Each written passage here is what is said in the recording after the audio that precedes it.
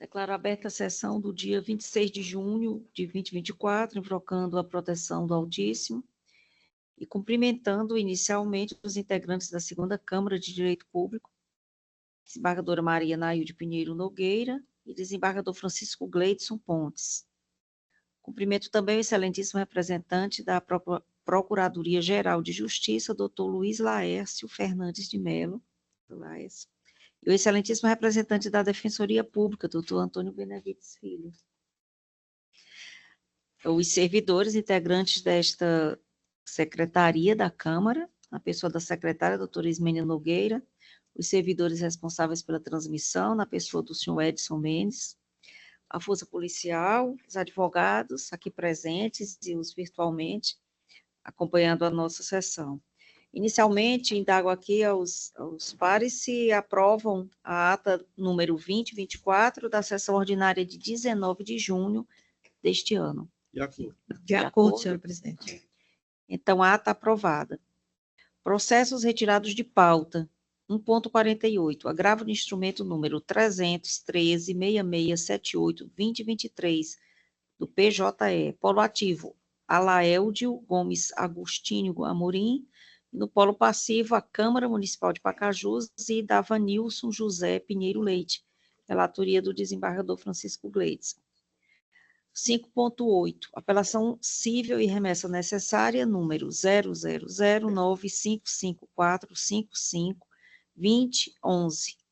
Remetente, juiz de direito da Vara Única da Comarca de Có, apelante, Ministério Público do Estado do Ceará, e apelada à Fundação Cultural Manuel Antônio Nunes Neto, relatoria da desembargadora Maria Nailde Pinheiro Nogueira. Processos retirados de mesa.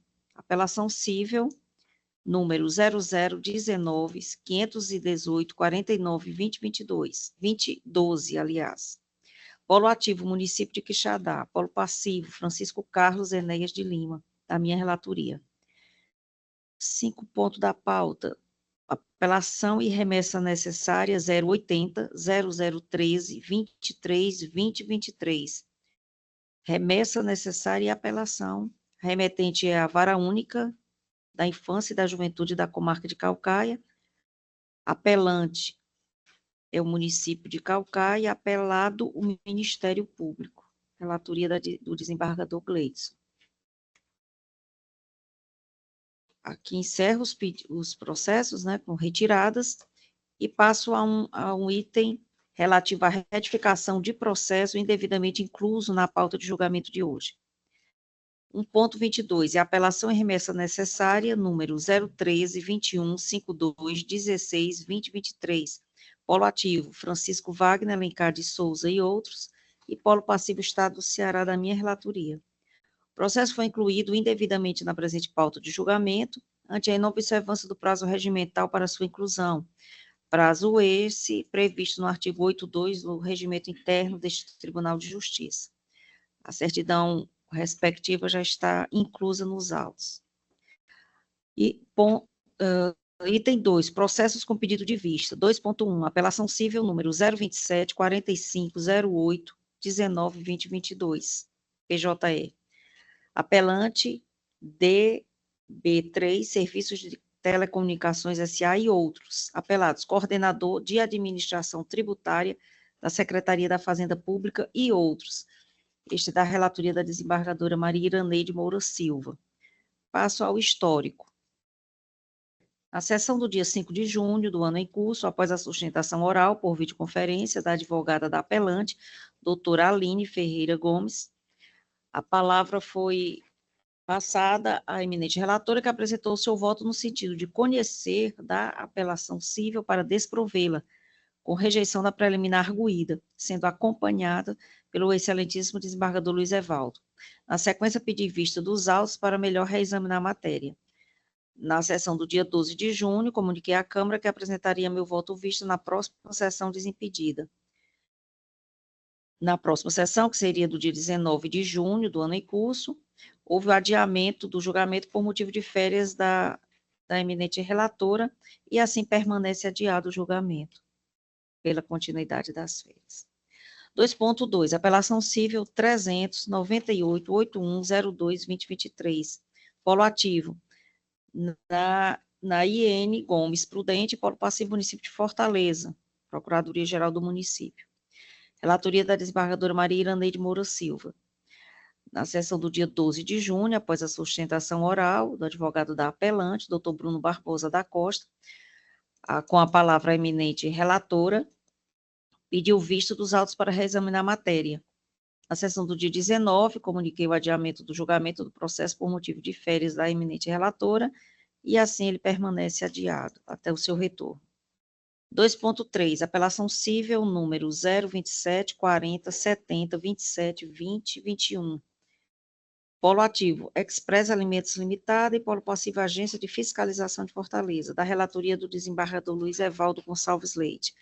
Na sessão do dia 12 de junho do ano em curso, após a sustentação oral do advogado da apelante, doutor Rafael Aires de Moura Chaves, a palavra retornou ao eminente relator, que apresentou seu voto no sentido de conhecer da apelação cível para dar-lhe parcial provimento. Na sequência, pedi vista dos autos para melhor examinar a matéria.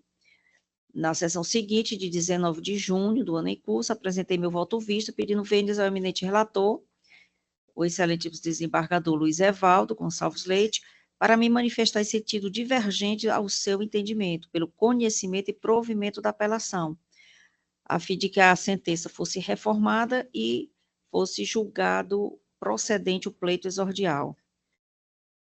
O desembargador Luiz Evaldo Gonçalves Leite manteve o seu voto anterior, e em seguida, a excelentíssima desembargadora Maria Nailde Pinheiro Nogueira pediu vista dos autos para melhor reexaminar a matéria.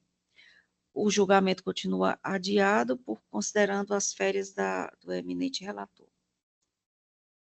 Processos com pedido de preferência com sustentação oral.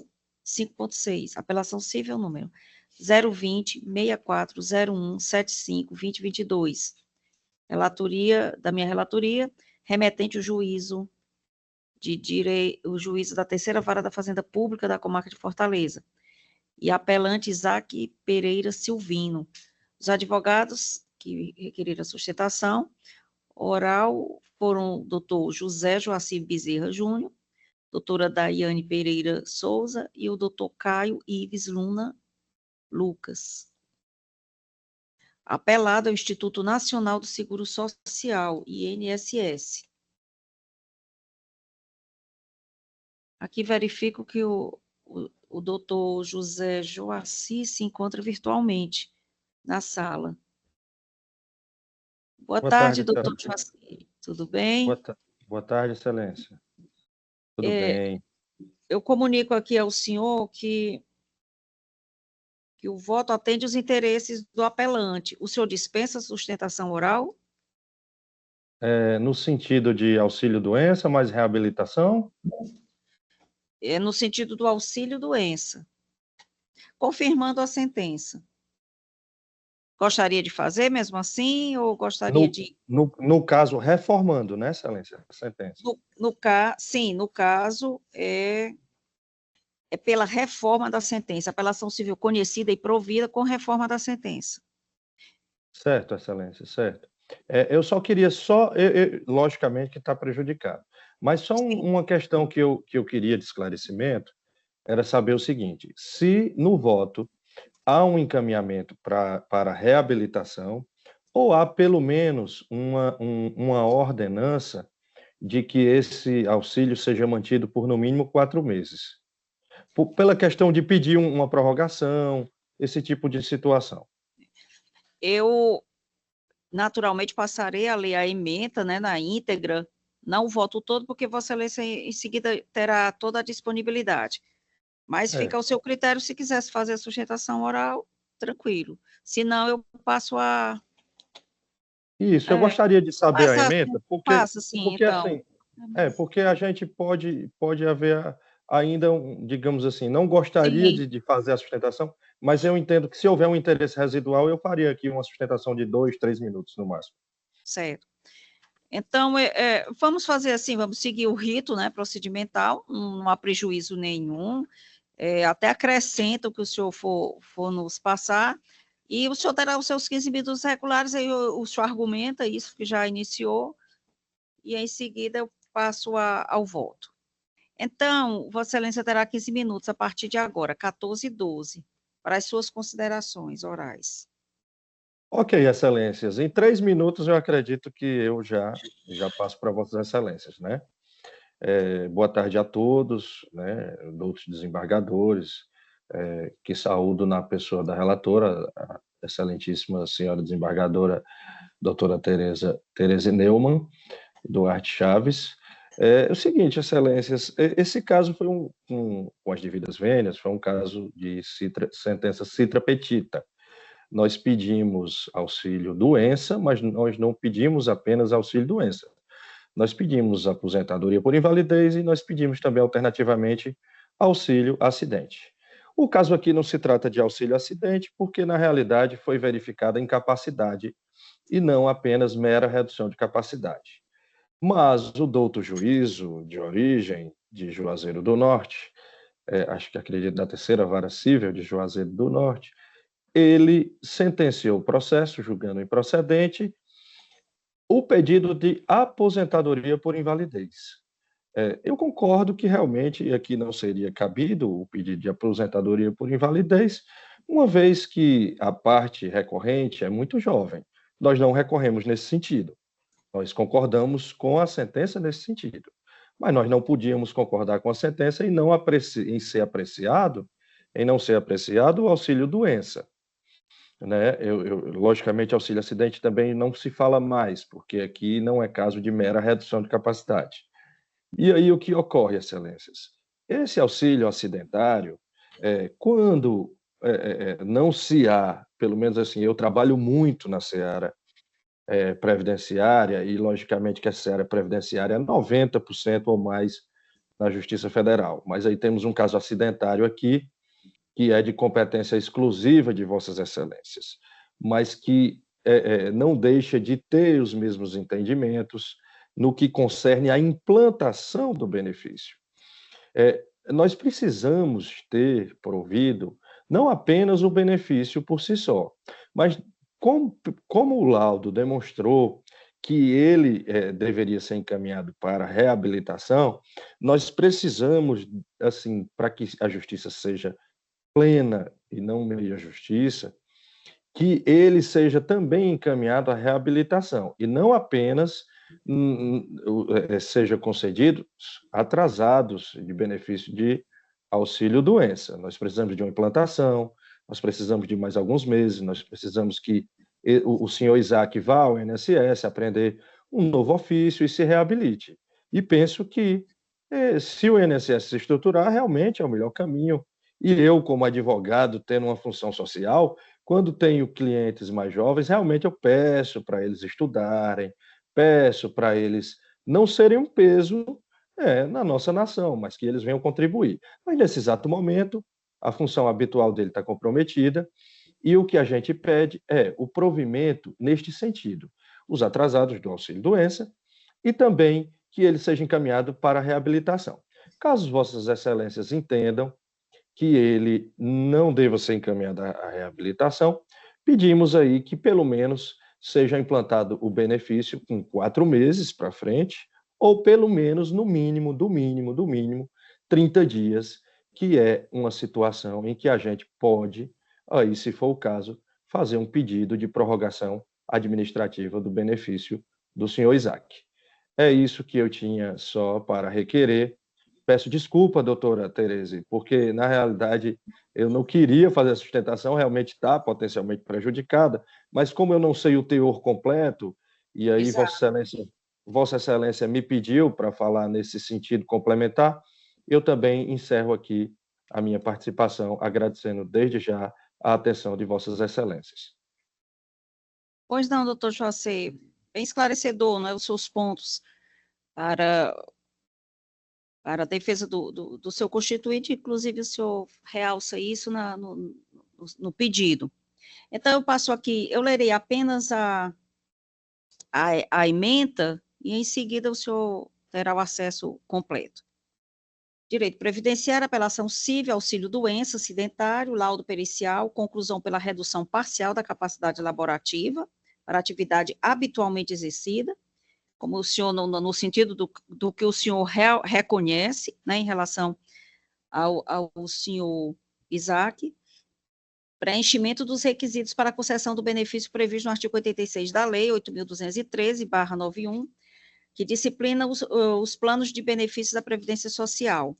Direito autoral, recebimento do auxílio acidentário desde a sua cessação, e fixação de honorários na fase de liquidação do julgado, sentença líquida, artigo 85, parágrafo 4º, 2 do CPC, juros e correção monetária, de acordo com o RESP número 1495-146 de Minas Gerais, entendimentos STJ, em sede de julgamento de recursos repetitivos, termo 905, a partir de 9/12 de 2021, e data da publicação da emenda constitucional 113/2021, aplicando-se o índice referencial do Sistema Especial de Liquidação de Custódia, da Selic.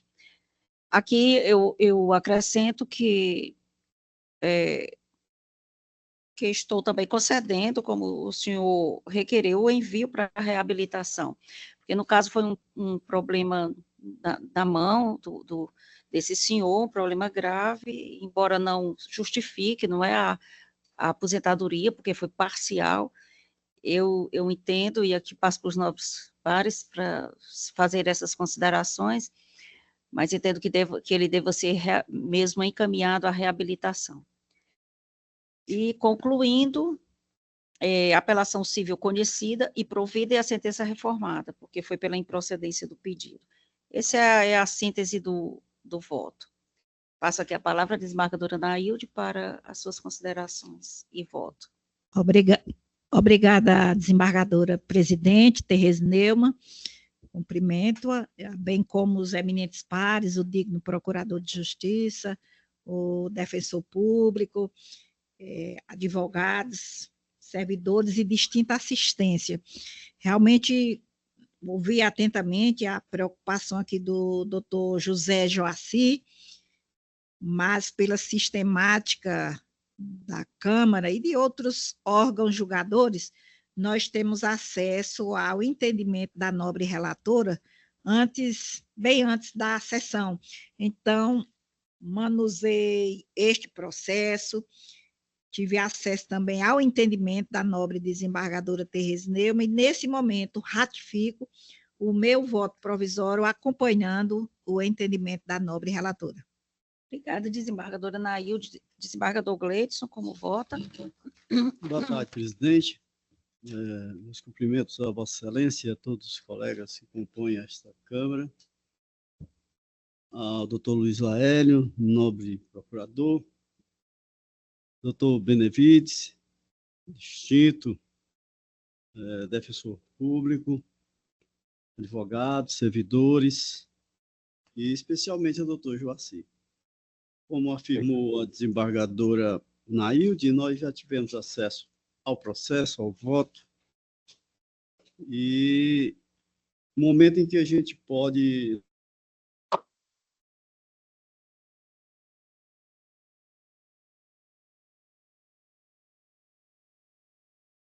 lançar uma sessão. Seu constituinte, mesmo que não houvesse aí a sustentação, ele já estaria contemplado com todos os pedidos.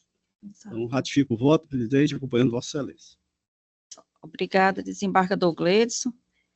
Agradeço a presença do doutor José Joaci, e nós prosseguimos com o 1.38, agravo de instrumento número 323.12.16.2024, e item 6 do PJE, relatoria do desembargador Francisco Gleidson Pontes. Agravante, Paulo Regis de Oliveira Teixeira, advogado doutor Tiago Siqueira de Farias, e o agravado é o Instituto doutor José Frota. Requeriu a sustentação oral, como já dito, o doutor Tiago Siqueira de Farias, presencialmente. Boa tarde, doutor Tiago. Então, enquanto o senhor aí acessa a tribuna, eu lhe comunico que o senhor... Não, lhe pergunto, aliás, se o senhor dispensa a leitura do relatório, gostaria de ouvi-lo. Dispensa? Então, Vossa Excelência terá 15 minutos a partir de agora, 14h22. Obrigado. Muito obrigado, Excelência. Cumprimento essa colenda Câmara na figura de Vossa Excelência, presidente, na figura dos demais desembargadores, na figura do membro do Ministério Público, do membro da Defensoria Pública. Agradeço a ajuda de todos os servidores que fazem com que essa Câmara consiga operar de maneira tão honrada. Excelência, o caso aqui é relativamente simples. O Dr. Paulo Regis, meu constituinte, se aposentou recentemente do IJF, onde atuou como médico no Instituto José Frota por longos anos, por mais de 25 anos. E ao se aposentar, verificou que suas licenças-prêmio nunca foram utilizadas.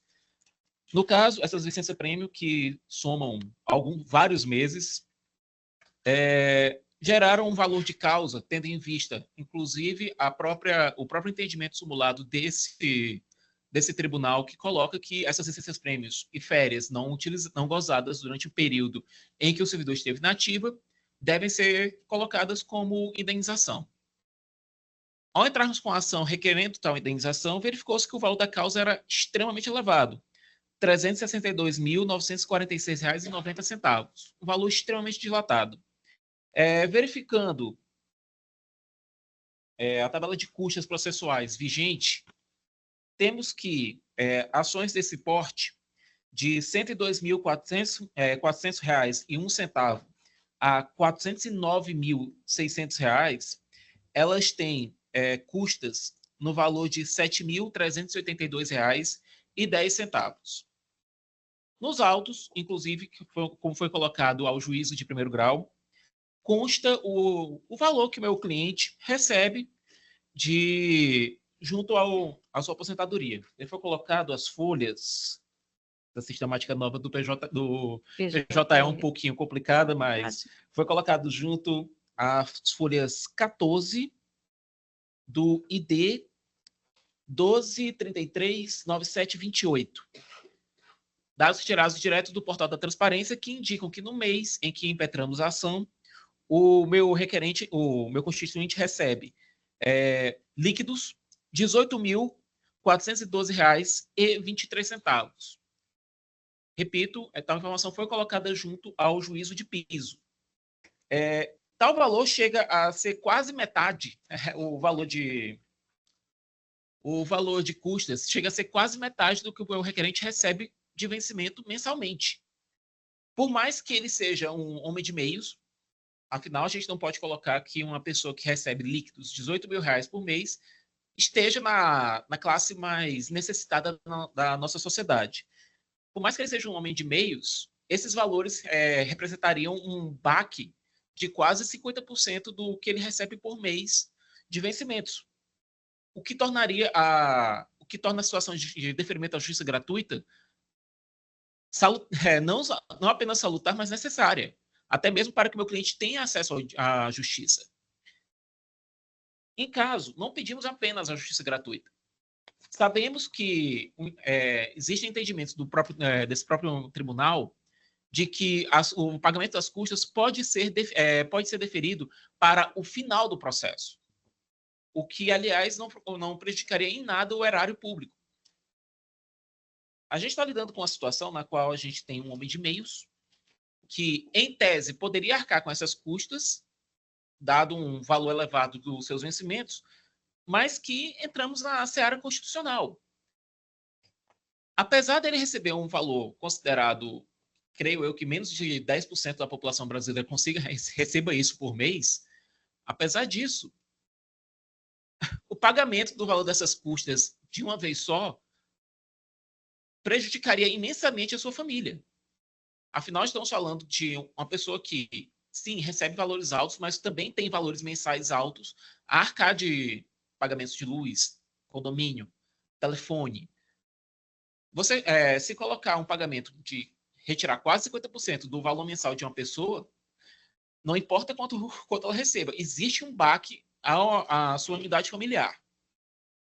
Não Não é outro, então, que foi colecionado no nosso agravo de instrumento diversas jurisprudências demonstrando que, mesmo em situações em que você tem um constituinte que tem, sim, valores de recebimento altos mensais, faz jus ao direito da justiça gratuita, tendo em vista que ele também possui contas a pagar. E que essas contas, elas se somam também em valores altos, tendo um valor de custos altos, prejudicando também o andamento do orçamento daquela família. Não é só a situação de miserabilidade que enseja o pagamento de justiça gratuita. Quando se tem valores de custas iniciais altos, e temos aqui um valor de custas altos, excelências, ao norte de R$7.000, tem que se verificar também a questão de necessidade e possibilidade de pagamento. Em caso, em tese, sim, haveria, como não há situação de miserabilidade, meu cliente teria que arcar com as custas. No entanto, como essas custas também são altas para o padrão de uma pessoa física, mesmo dentro daqueles 10% que eu coloquei, que recebem valores similares ao do meu cliente como vencimentos, o deferimento da justiça gratuita se faz, sim, necessário. Até mesmo para que o meu cliente tenha, sim, acesso à justiça. Direito esse constitucional. Ademais, existe ainda o pedido subsidiário no qual requisitamos que o pagamento das custas seja postergado para o final do processo, tendo em vista também que, conforme colocado, o meu cliente ele foi privado de quase R$400.000 por parte da autarquia na qual ele prestava serviços. Excelências, agradeço a atenção, espero ter sido breve e direto nas minhas colocações. Muito obrigado, boa tarde. Obrigada também ao senhor, doutor Tiago. Passo a palavra ao desembargador Francisco Gleides para a síntese do seu julgamento. Muito obrigado, senhora presidente. Meus cumprimentos ao doutor Tiago pela sustentação. A princípio, eu não iria nem me reportar o valor das custas, que de fato elas não são tão baixas. Mas aqui no caso, nós não estamos tratando ainda dessa hipótese, porque o juiz oportunizou ao autor que ele comprovasse a condição de hipossuficiente. Solicitou que ele apresentasse as 2 declarações de imposto de renda dele. É uma das formas de o juiz analisar as condições econômico-financeiras dos postulantes. Mas o autor não fez. Deixou transcorrer inábil o prazo. E o juiz determinou, então, que negou a gratuidade da justiça, vindicado na exordial, e com isso determina a intimação da parte autora para emendar a petição inicial no prazo legal, prazo no qual deverá recolher as custas do processo, da forma do artigo 321, combinado com 290 CPC. Bem, então, o agravo. O voto todo vai ser disponibilizado no final. Vou fundamentar apenas a minha decisão, que é exatamente no mesmo esteio da magistrada, com esses parágrafos que ao final. É oportuno destacar que, antes de indeferir o pedido de justiça gratuita de que trata a decisão recorrida, o juiz a qual determinou a intimação do agravante para juntar aos autos suas 2 últimas declarações de ajuste anual do imposto de renda, as quais deverão ser protocoladas sob sigilo, e demais documentos e informes capazes de demonstrar sumariamente o comprometimento de sua renda, a ponto de lhe impossibilitar o pronto recolhimento das custas processuais devidas. Fecho aspas. Que no prazo previsto em lei, não fez a juntada da mencionada prova aos autos, como está expressamente consignado na decisão agravada. Ao exame das razões recursais, observa-se que o agravante busca demonstrar a afirmada situação de impossibilidade de pagar as custas processuais sem prejuízo da manutenção própria da família para o fim de obter os benefícios da justiça gratuita, com fundamento apenas da remuneração a que faz jus como servidor efetivo próprio do Instituto Dr. José Frota, onde ocupa o cargo de médico. Ocorre que os médicos estão autorizados expressamente pela própria Constituição Federal a acumularem 2 cargos, artigo 37, inciso 16, letra C, e usual e rotineiramente não exerce apenas um cargo público. No mais, é notório que os médicos do Instituto Dr. José Frota trabalham no regime de até 2 plantões semanais. Presente, pois, a possibilidade ou mesmo a probabilidade de exercício de mencionada atividade em outro vínculo de direito público, além da possibilidade de ser empregado ou prestador de serviço na área, ou mesmo atuar como autônomo ou profissional liberal, sem olvidar ainda a possibilidade de ser empregado da iniciativa privada. É imprescindível a apresentação da prova apta a demonstrar a incapacidade de pagamento das custas, o que não ocorreu. Isso considerado, a mera afirmação de incapacidade de pagamento das custas processuais e a apresentação do comprovante da remuneração que o agravante percebe do Instituto Dr. José Frota, por si sós, não se revelam aptos a demonstrar a afirmada situação pessoal de beneficiário da justiça gratuita. Notadamente, quando se tem presente que o agravante foi intimado para apresentar suas 2 últimas declarações de ajuste anual do imposto de renda e não produziu mencionada prova. Por todo exposto, conheço do agravo do instrumento para negar o provimento. É os autos. Obrigada, desembargador Gleidson. Aqui pela ordem, serei eu, né, a próxima a votação, né. Examinei também previamente a questão e agora com os esclarecimentos do nobre advogado e entendi que a questão, como bem colocou o desembargador Gleidson, você está avaliando, ou o cerne não seria exatamente quanto ganha ou a negativa em relação às despesas do interessado, no caso aqui o agravante, mas sim uma falta de esclarecimento para que o juízo pudesse melhor aquilatar. Diante das provas, seria mais robusta essa decisão, porque é uma decisão que implica em dar maior acesso às pessoas que realmente precisam, e no caso do médico, não se está dizendo que ele não pudesse, mas é preciso haver essa equivalência, né, essa aquilatação. Então, por conta disso, o voto está muito bem fundamentado nesse sentido, eu acompanho integralmente o relator. Desembargadora Nailde. Também, senhora presidente, acompanhei atentamente aqui a manifestação do nobre advogado, o voto do desembargador Gleidson, a sua fala, e, neste momento, ratifico o meu voto provisório, acompanhando o eminente relator, desembargador Gleidson. Obrigada, desembargadora Nailde. Então, proclamo aqui o resultado. Agravo no instrumento conhecido e desprovido. Agradeço a presença do doutor Tiago Siqueira de Farias. Obrigada. E passamos ao item 157 da pauta.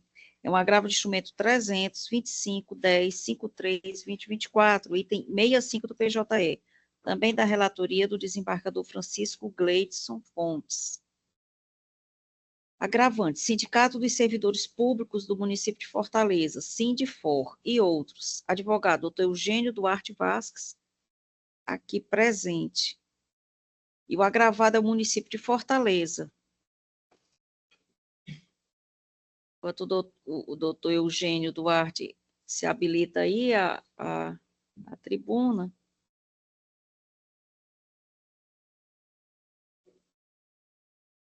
Vamos aguardar um pouco aí, um momento. Eu me enrolo também. É, Às vezes preciso de ajuda. porque gancho, é bem complicado. É muito claro.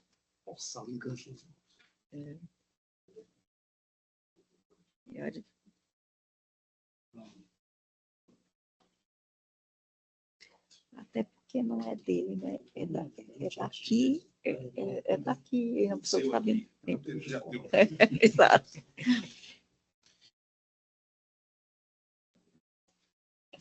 Tudo ok, doutor?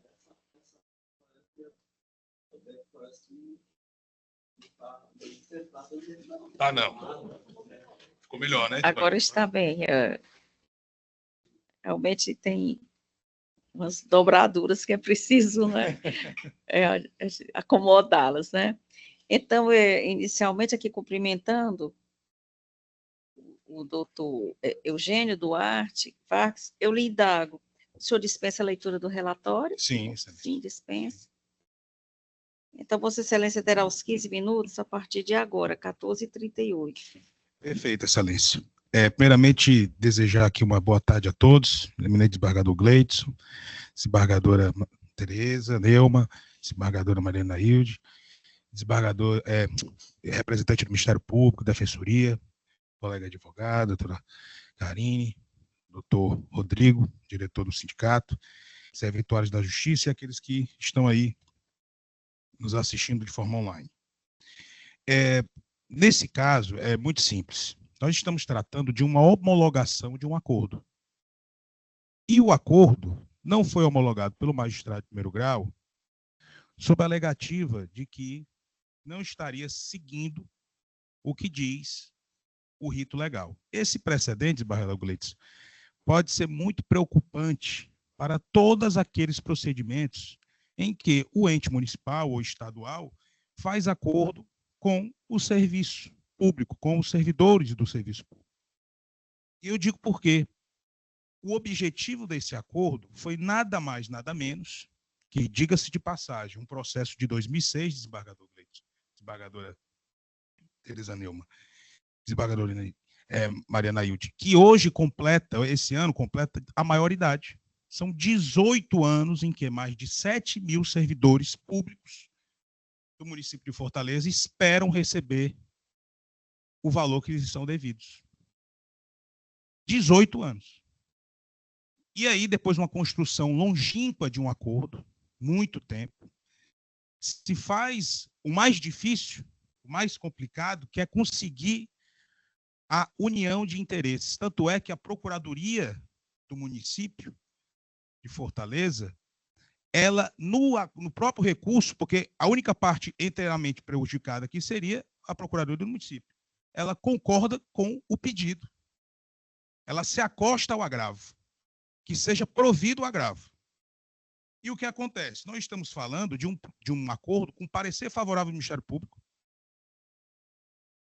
em que, neste acordo, o que se obtém é a função social, que é o pagamento devido a mais de 18 anos de inúmeros servidores públicos, muitos deles falecidos já, desembargadores, falecidos, e aí virão aí inventários, né, etc. Muitos deles já não estão aqui. E, com todo respeito ao magistrado de primeiro grau, o que nós estamos observando é uma burocracia desnecessária. Nós temos que, como agentes sociais do exercício da função social da advocacia e também do magistério e também do Ministério Público, nós temos que ser facilitadores para atingir o direito das partes. E isso não está ferindo nenhuma legislação. Essa burocracia, essa precaução, não existe a necessidade, e explico por quê. O acordo foi firmado com base na Lei de Responsabilidade Fiscal, o município tem o valor em caixa para pagar, a única diferença, desembargadora Nailde, desembargadora Tereza Neuma e desembargador Gleidson, é que em vez de emitir, por exemplo, um alvará nos autos, para ser bem mais objetivo, ou um RPV, vai ser depositado na conta do servidor público. Qual é o problema? Hoje em dia já existe um entendimento que advogados podem receber os valores nas suas contas para repassar aos clientes, que nós podemos pagar diretamente na conta do cliente por meio de depósitos, diretamente, não mais emitir documento de alvará para ser justo e assim por diante. Para quê e por quê dificultar o que já se desatou, que foi o problema envolvendo serviço público e servidores. Isso seria um retrocesso. E para que tratar a situação dessa natureza? Quem são os prejudicados? Os servidores públicos. Pela não homologação de um acordo, em que a parte, de um lado, PGM, está favorável ao acordo. O custo legis, Ministério Público, a favor da homologação do acordo.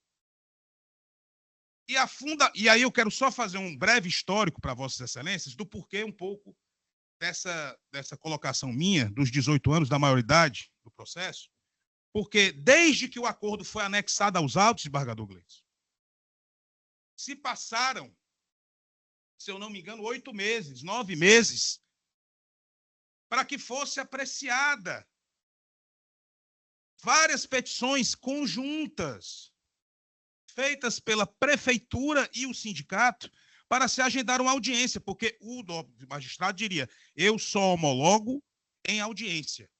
Então, nobre magistrado, faça audiência. O que aconteceu na audiência?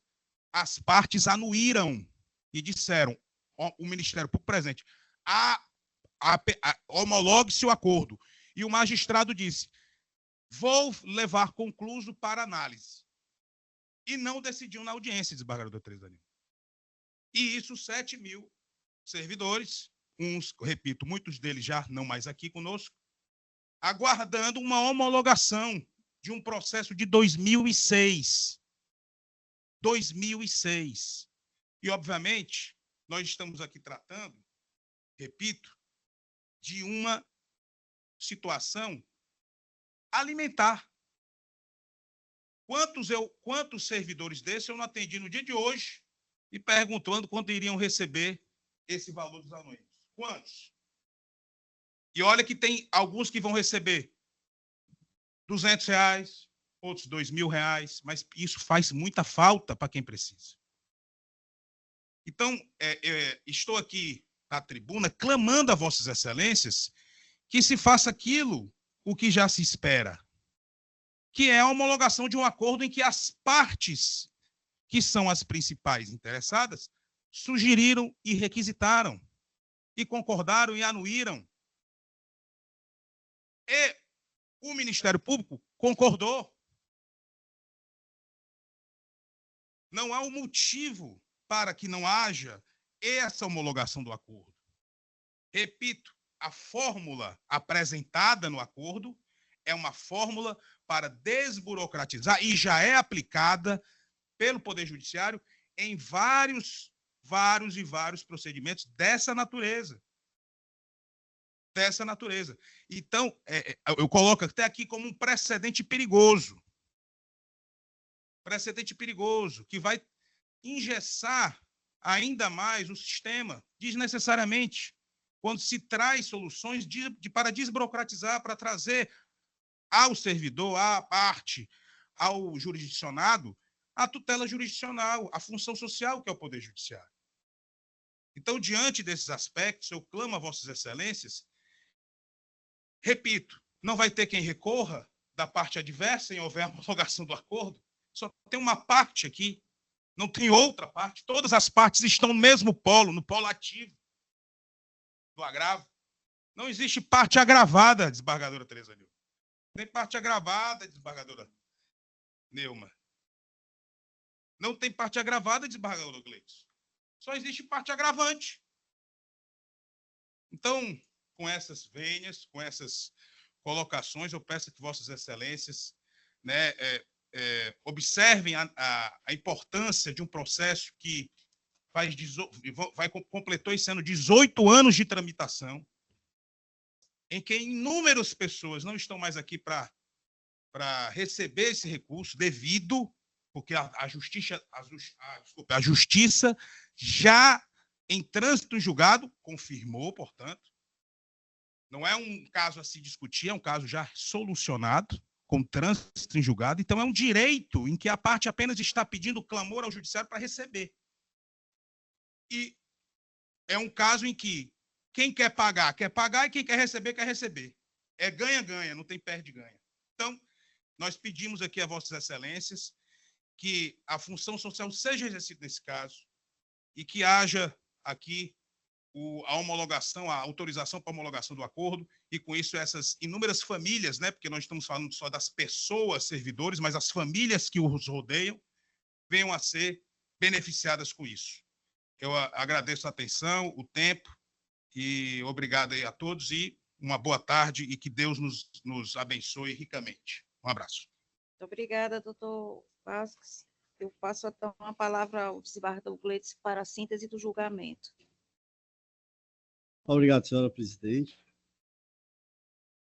Meus cumprimentos ao doutor Eugênio, pela sustentação. De fato, eu já havia atendido por videoconferência e também ao procurador, com o mesmo intuito de que a decisão fosse homologada na justiça para que adimplisse esse pagamento. A princípio, eu me sensibilizei muito pela situação, por entender que se tratava de um acordo de mútuo consentimento e que eu precisaria apenas ver se haveria, em face da homologação, cumprimento às regras constitucionais. É do adimplemento.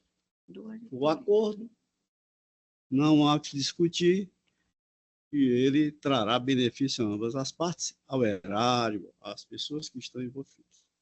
Agora, como adimplir esse acordo? Nos deparamos com essa dificuldade, o juiz, de primeiro grau, também. Então, vou ler aqui os trechos para poder ficar mais clarificado o porquê de eu estar confirmando a decisão do juiz. De chofre, em consonância com o artigo 100 da Constituição Federal, de 88, os débitos da fazenda pública de qualquer esfera, advindo de sentença transitada em julgado, far-se-ão exclusivamente na ordem cronológica de apresentação dos precatórios e à conta dos créditos respectivos, proibida a designação de casos ou de pessoas nas dotações orçamentárias e nos créditos adicionais abertos para este fim. Com efeito, esse é o entendimento do Tribunal de Justiça do Estado de Ceará, e aí eu transcrevo um caso semelhante. Palavra da nossa querida desembargadora Rosilene Facundo, situação de Pereiro, idêntico. E lá tinha uma lei autorizando. Uma lei municipal autorizando a transação.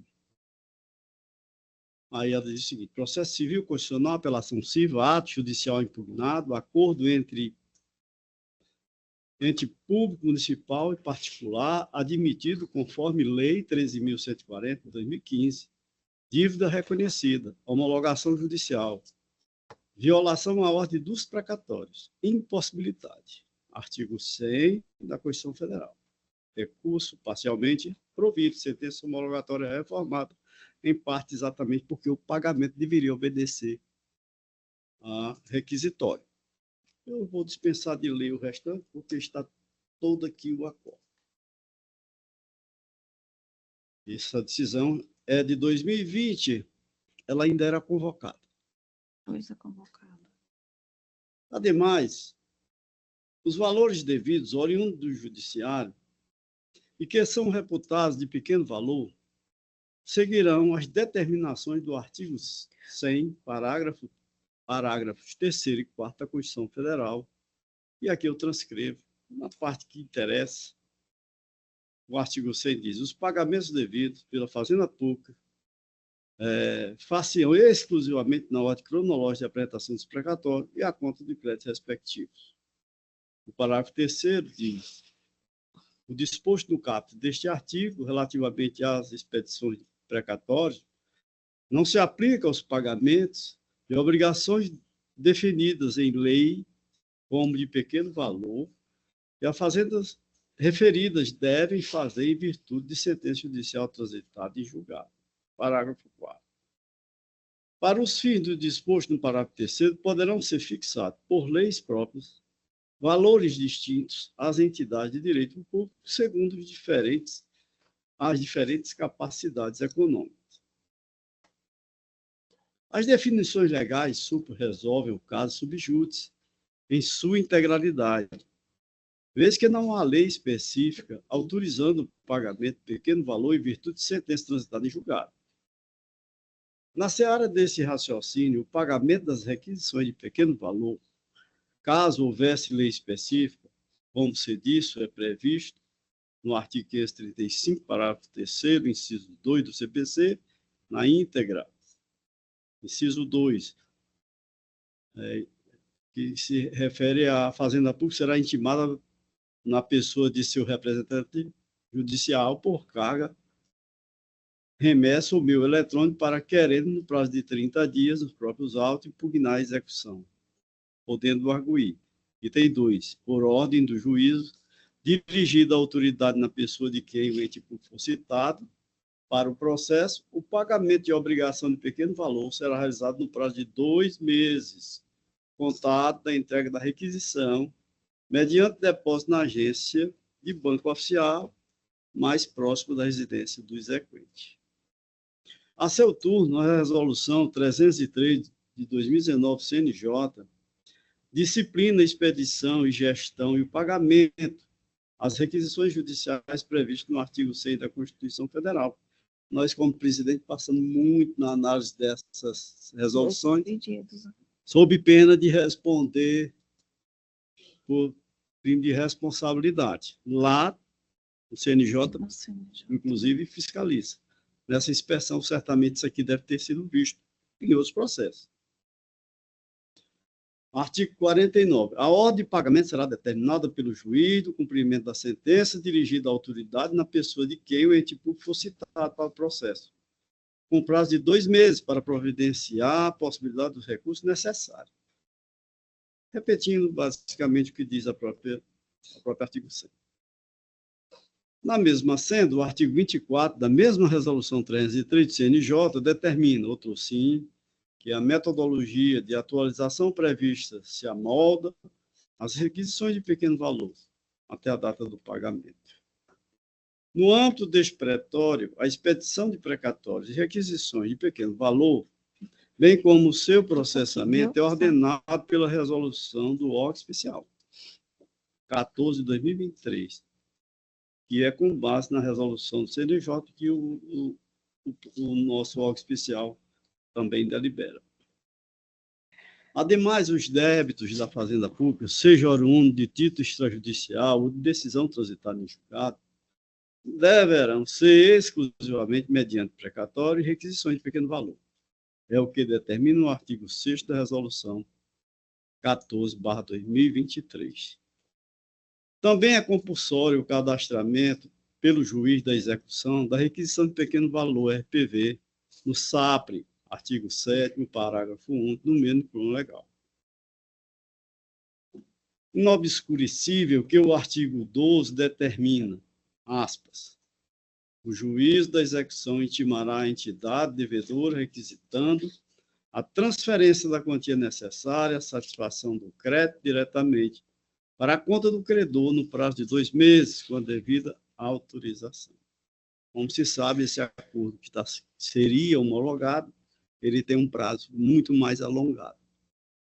Os créditos serão feitos nos contra-cheques dos próprios credores. Está mais do que clarificado que o ajuste firmado e não homologado não testifica a expedição de RPV. Relata o ajuste de outro compasso, no item 4, que as verbas individualmente devidas serão pagas em 55 parcelas. De 2 vezes aqui já muda para 55. Mediante crédito em folha de pagamento, iniciando no mês seguinte da homologação. Analisando o item 25 dos termos do acordo firmado, pode-se observar que só em caso de não cumprimento do ajuste é que implicará, aspas, em automática homologação dos artigos de liquidação, acrescidos da atualização monetária dos juros, com a imediata expedição dos ofícios requisitórios RPV ou precatória, conforme o caso. Quer dizer, o pagamento mediante precatório ou RPV seria em descumprimento desse acordo se homologado.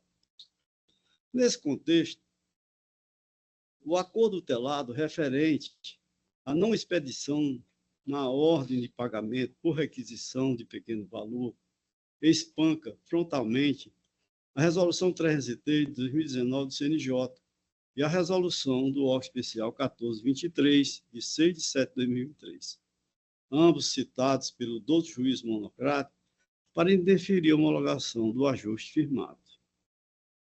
Há desdúvida que, neste pretório, como explicitado a Resolução do órgão especial 14 de 2023, impõe no artigo 7º, parágrafo único, que é obrigatório o cadastramento pelo juiz da execução da requisição de pequeno valor, RPV, no SAPRE, é um sistema de controle de todos os órgãos. No mesmo compasso, o ajuste em evidência prevê o pagamento de R$ 40.708.536,08 a serem repartidos em grupos que se dariam em 55 meses.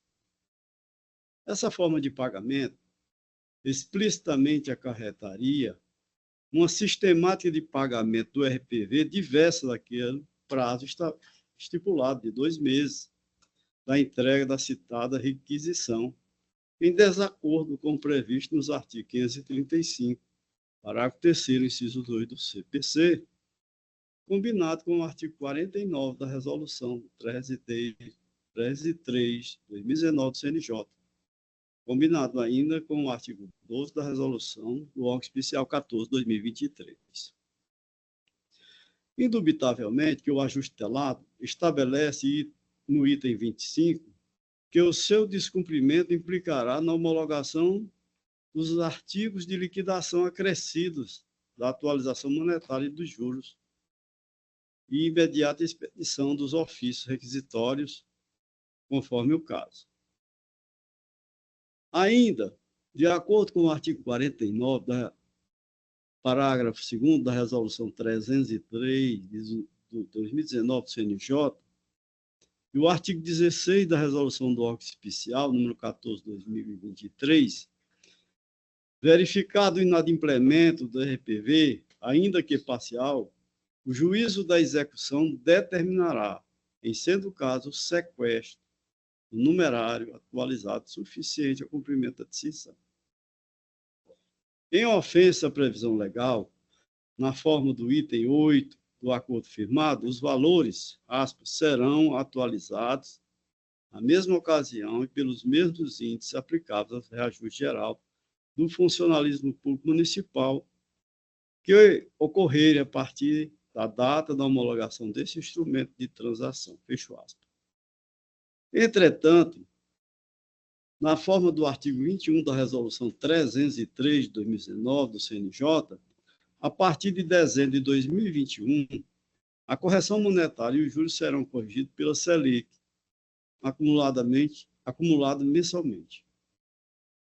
No mesmo compasso, é a previsão do artigo 44 da Resolução do órgão especial, por determinação no artigo 12, parágrafo 1º. Em fato, a decisão homologatória do ajuste em debate tem natureza de sentença, submetendo-se com todo efeito ao sistema de execução contra a Fazenda Pública, CPC artigo 515, inciso 2, 534 e 535, e por isso se sujeita ao regime jurídico estabelecido no artigo 100 da Constituição Federal de 88. Com toda evidência, a Fazenda Pública pode e deve, quando entender oportuno e conveniente, realizar acordos. Não há prejuízo, não há proibição. Entretanto, o pagamento do quanto de beato resultante desse acordo deverá observar compulsoriamente o artigo 100 da Constituição Federal, combinado com o artigo 535, parágrafo 3º, inciso 2 do CPC, e ainda a Resolução 303/19 do CNJ e Resolução do órgão especial número 14 de 2023. Razão do acerto do magistrado singular em não homologar o ajuste firmado. A ordem do recebimento dos créditos pelos credores via precatório ou RPV deve ser constitucionalmente observada em razão dos princípios da isonomia e da impessoalidade. Isso aí criaria esse pagamento até uma burla ao sistema que é controlado até pelo CNJ. Criar outro meio de pagamento, que não aqueles previstos legalmente, não traz nenhum benefício em face da ordem legal pré-estabelecida.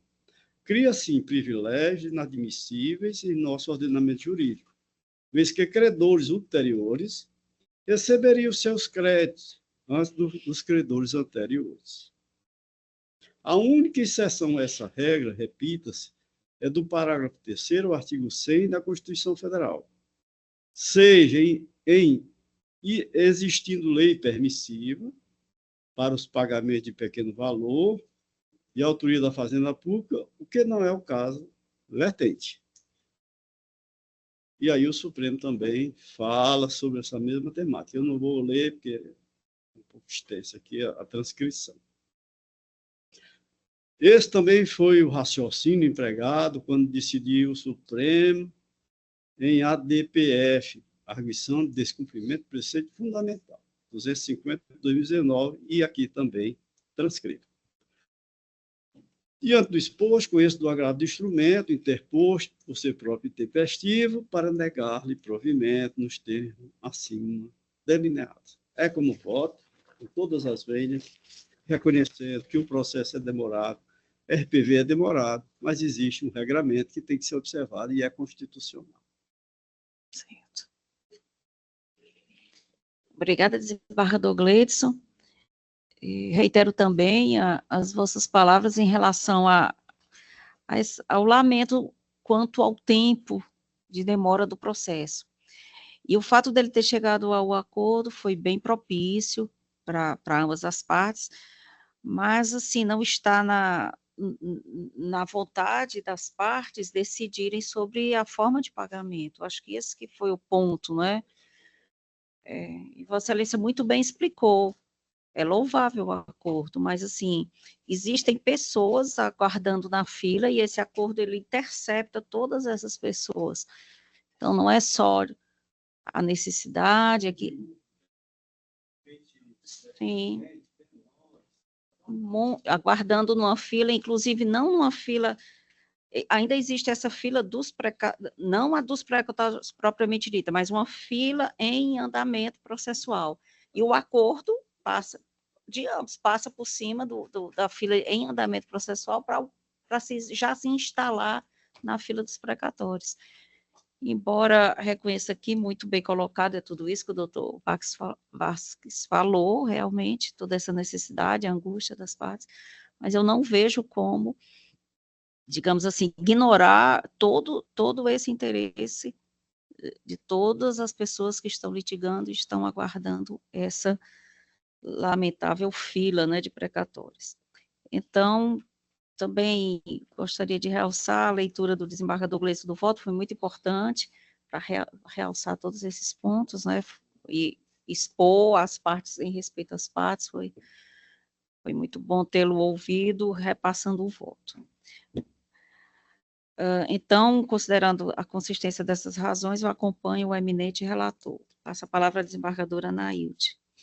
Pois não, senhora presidente, louvando aqui a manifestação do doutor Vasques, mas o entendimento do nobre relator vem justamente robustecer aqui também o meu entendimento, e aqui parabenizo pelo excelente trabalho e também pela fala aqui da desembargadora Tereza Neumann, ressaltando inclusive o tempo em que perdura este processo e que as pessoas estão aguardando, né? Exato. Receber seus créditos. Mas, com certeza, aqui foi mais um passo e um dia chegará a um bom termo. Então, acompanho integralmente o nobre relator. Então, proclamo o resultado, o agravo de instrumento conhecido e desprovido. Boa tarde, obrigada, doutor Vasques. Então, concluídas as sustentações orais, passamos às manifestações da Procuradoria-Geral de Justiça e da Defensoria Pública, indagando inicialmente o excelentíssimo representante da Procuradoria-Geral de Justiça, doutor Luiz Laércio Fernandes de Mello, se há alguma manifestação nos processos desta sessão do interesse da vossa instituição. Não, excelência. Nenhum. O mesmo indago ao excelentíssimo representante da Defensoria Pública, doutor Antônio Benevides Filho. Alguma manifestação? Senhora presidente, agradecendo a oportunidade, a Defensoria nada tem a requerer. Muito obrigado. Obrigada também. Vamos agora ingressando na nossa fase de ratificação dos nossos julgamentos provisórios. Indagando.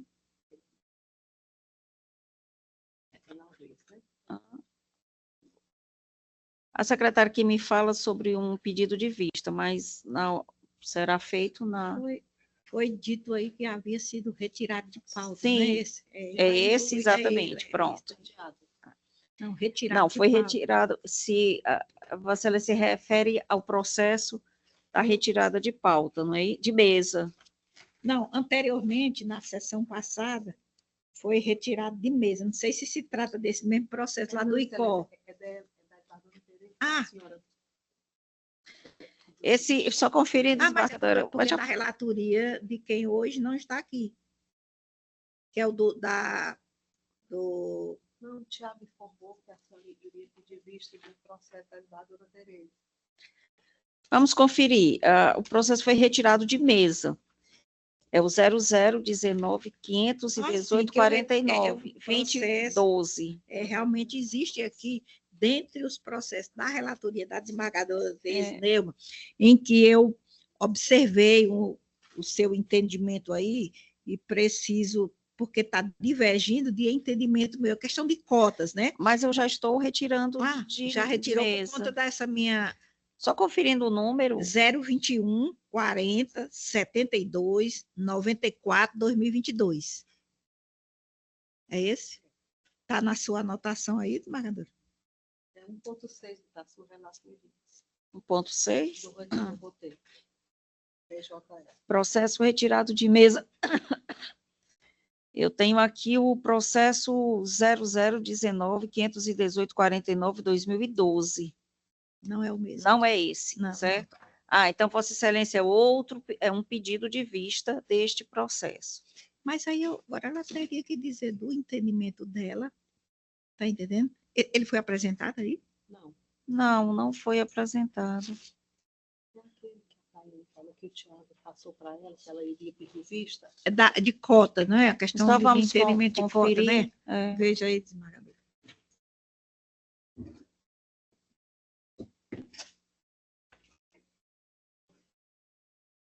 Pode ter havido alguma... No polo ativo é Priscila Pereira Fernandes. No polo passivo, Fundação Regional de Saúde do Estado do Ceará. Não, esse processo, desembargadora Anaílde, eu vou apresentá-lo, então, para Vossa Excelência fazer o pedido de vista. Não, esse eu pedi, realmente o pedido de vista é outro, é o 00, a retirada de mesa é o que foi anunciado. Agora, esse é que Vossa Excelência pede vista, não é isso? Isso. É do sistema PJE? É porque eu só posso pedir vista, eu antecipo dizendo, porque a votação provisória, mas é preciso saber, ficar aqui gravado, o entendimento da relatoria, né? Exatamente. Para que eu possa me manifestar com o pedido de vista. Mas o momento é esse que nós estamos fechando o julgamento? É exatamente esse momento. Então, antes de passar a palavra a todos para as suas ratificações, eu apresento este voto.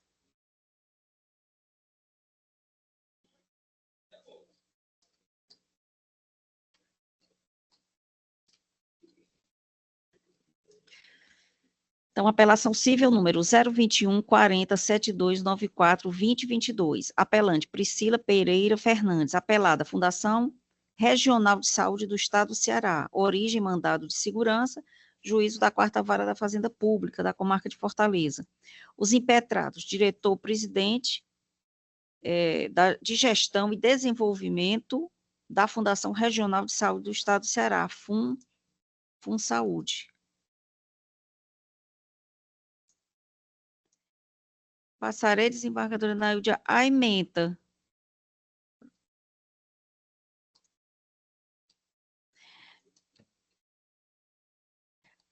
Assim foi o meu entendimento. Apelação civil, mandado de segurança, concurso público para provimento de empregos públicos na área assistencial, edital número 01-2021 da Fundação Regional de Saúde do Estado do Ceará. Candidata inscrita para concorrer às vagas destinadas a pessoas negras, pretas ou pardas. Reprovação no procedimento de heteroidentificação, motivação genérica, decisão administrativa carente de fundamentação adequada. Violação ao artigo 93, 9, inciso 9 da Constituição Federal. E artigo 50, incisos 1 e 3 da Lei 97/84 de 99. Prevalência da autodeclaração. Candidata aprovada dentro do número de vagas destinadas às pessoas negras, havendo lacuna do edital quanto aos critérios objetivos a serem observados. Mostra-se sem qualquer utilidade a submissão da candidata à nova avaliação fenotípica, aplicação do entendimento do STF, expresso na ADC número 41-DF, no sentido de que, havendo dúvida razoável, a candidata cotista assim autodeclarada deve permanecer concorrendo nas cotas reservadas com direito a continuar no certame, nessa condição. Sentença reformada, ordem concedida e apelo provido. Então, assim que me manifesto, e Vossa Excelência... Peço vista para melhor análise. Vista concedida. Foi julgado, exatamente. Naquele havia três, não foi, era um agravo. Só que o relator e a turma teve um entendimento diferenciado. Então, neste caso, pela colegialidade, eu aderi ao entendimento da desembargadora Nailde, pela colegialidade. Mas não é exatamente o meu entendimento. Eu acho, assim, que as vistas são bem-vindas, até para se examinar mais, se maturar mais, para se chegar ao consenso. Mas, na ocasião, eu ressaltei. Nesse processo, porque esse processo havia o julgamento e cada um teve digamos, um segundo desdobramento diferenciado. Foram 3 entendimentos, então não havia como proclamar resultado. Então, eu aderi, e agora com o reexame pela desembargadora Nailde, acredito que se feche o entendimento. Então, vista concedida. Vamos agora para a FIDA, né, para fecharmos aqui os nossos julgamentos. Então, indago aos integrantes da Câmara se ratifica os votos provisórios proferidos nos processos dos processos dos sistemas SAGE e PJE. Passo aqui a palavra à desembargadora Nailde, aqui já realcei que os pedidos de vista já foram feitos, então essa fase já está superada. Isso. Todos os pedidos de vista já foram feitos, que era somente isso. Isso. Né? Então, nesse momento, desembargadora, eu ratifico a votação provisória, seja na condição de relatora, seja na condição de vogal, e nos 2 sistemas. Pois não. Desembargador Gleidson. Também, presidente, confirmo os votos provisórios na condição de relator e vogal em todos os sistemas.